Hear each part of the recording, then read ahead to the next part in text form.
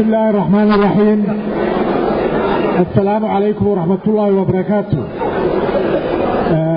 waxaan halkan marka ugu horeysa aan maanta tacsiin uga dirayaa xildhibaan Aadan Shire iyo Maxamed Raage iyo xaaskiisa oo shil baabuur ku geeriyooday oo anaaskooda ka qayb galay.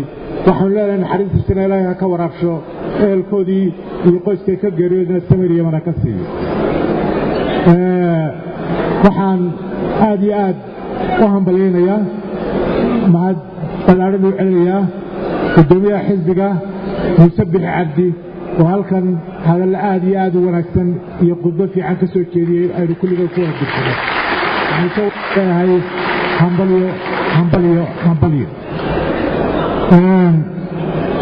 waxaan halkan ammaan iyo bogaadin uga soo jeedinayaa hoggaanka xisbiga iyo gudoomiyaha golaha dhexe ee inoo suurtageliyey qabashada shirka sanadlaha ah ee xisbiga, taasoo muujinaysa xisbiga kulmiye uu yahay xisbi gaamiray oo ay saldhig u tahay raacista sharciga iyo horumarinta geedi socodka dimuqraadiyadda.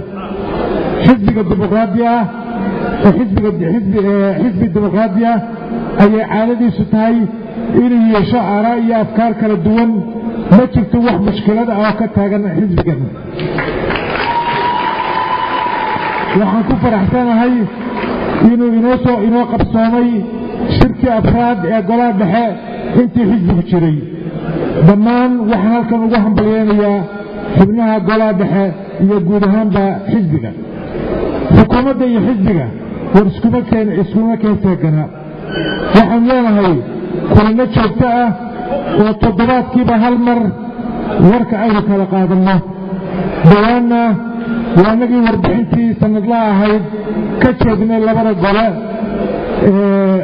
wixii war guud ahaan halkaas ayaanu ku soo bandhignay. haddiise aan kelmad ka idhaahdo xaaladda gudo iyo dibadda dalku meel fiican ayuu marayaa. wax badanna waynoo qabsoomeen. waxaanu ku dadaalaynaa inaynu ku talagalkii iyo barnaamijkii sanadkii 2013 aynu ugu talagalnay inaynu sidiisii u fulino insha allahu tacaala. shirka London ee dowladda Ingiriisku u qabatay Soomaaliya waxaan jecelahay inaan tilmaan cad ka bixiyo. sidoo kale mowqifka xukuumadda ee ku wajahan wadahadallada u dhexeeya Somaliland iyo Soomaaliya waa arrin ka duwan shirka London. waxaan leenahay waa laba arrimood oo aan ishusayn. mid walibana waxaanu ka taagannahay mowqif cad oo aan marnaba ku jirin. shirka London sida aan hore u sheegnay kama qayb gelayno oo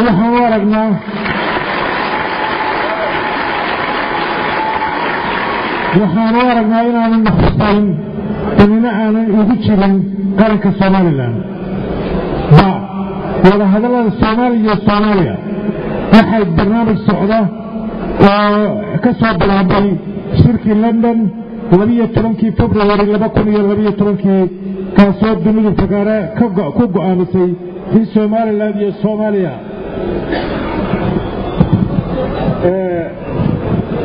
ka wada hadlaan mustaqbalkooda siyaasadeed. intaa kadibna waxaa dhacay labadii kulan ee Shopping House Declaration iyo Dubai Agreement. waxaana ku kala saxeexnay qodobo dhaxalgala wadacana u ahaa wadahadallada. mana jiraan wax iska kaaya bedeli. diyaarna waanu u nahay wadahadallada in loo wada hadlo si siman oo equal footing waxa la yidhaahdo. mana jiro cid nagu khasbaysa waxaanan dani ugu jirin ummaddayada. ummaddeeda xilku naga saaran yahay. wadatashana waxaanu ka samaynay markii la gelayay hawshan oo bulshada iyo golayaasha matalaya waanagii isla qaadanay. mana jirto cid makhaalaha wax nooga yeedhanaysa iyo wadatashi aanu kala yeelanno ragga suuqa jooga.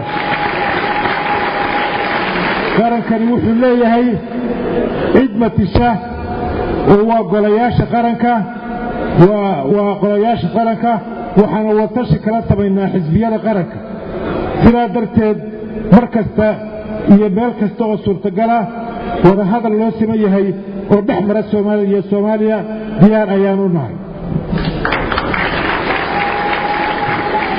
Somaliland oo isku duuban oo meel u wada jeeda ayaan wax ku noqonayna waxaanu duruuf kasta oo adag kaga gudbi karaa isku duubni iyo midnimo waxaanu wada hadalada kaga guulaysan karaa isku duubni iyo inaga meel uga soo wada jeedna waxaan waxay xisbiyadu ku jiri karaan isku duubni iyo midnimo qarnimada yaynan ku qaybsamin وأن متكو أهانو تلك بسبيسة يهرمرتيسة المالو بسوء رجيدنو وأن متكو أهانو إلى أنك النبت قليلا إذا جبالي دلال كذب وحان وصور تقشي أني دلك أي مادان شركرو يقع ستشي شيء وسميه مالقشي تلكنا كهر مرة dalkuna shaqooyinka helaan dadkuna shaqooyinka oo ku liibaanaan kuwii horeeyay wayna soo gaareen kuwa kalena waynu filanaynaa marka waxaan leeyahay ha la soo dhaweeyo hana laga ilaaliyo wixii carqalad ku ah innaguna xukuumad ahaan waxaan u gudbanahay sidii aanu dalkan horumarkiisa iyo dhaqaalihiisa u kobcin lahayn qof kasta oo muwaadinana waxay ka saaran yahay inuu dawladda isku garab taago wixii ay bulshada danteedu ku jirto. Assalaamu calaykum waraxmatullaahi